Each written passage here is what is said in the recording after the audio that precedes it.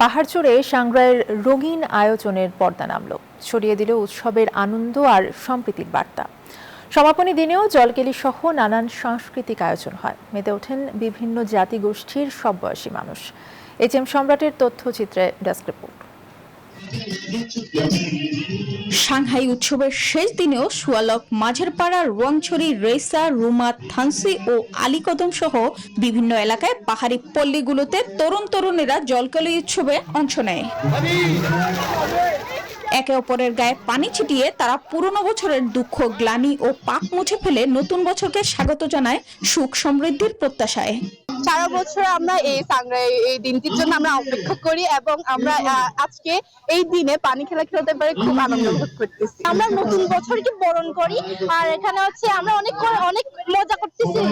এটা হচ্ছে বছরে একবার আসে, এই দিনটা আমরা সবসময় পাই না, বছরে একবার পাই। পাশাপাশি অনেক আয়োজন আছে, অনেক খেলাধুলা আছে, সব খেলাধুলা মজা করতে।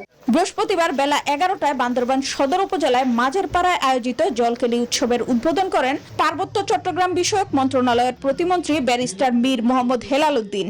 সম্মিলিত উৎসব এবার উদযাপিত হয়েছে ঢাকা সহ এই পুরো পার্বত্য অঞ্চলে। এটাই প্রমাণ করে যে আমরা বাংলাদেশি জাতীয়তাবাদ থেকে নিয়ে রংধনু জাতি গঠনের যে যাত্রা, সেটিতে আমরা অবিচল আছি এবং আমরা এই এলাকার সামগ্রিক উন্নয়নের জন্য এবং বৈষম্যহীন উন্নয়নের জন্য সকল 12টি সম্প্রদায়ের সামগ্রিক উন্নয়নের জন্য আমরা একইভাবে কাজ করে যাব।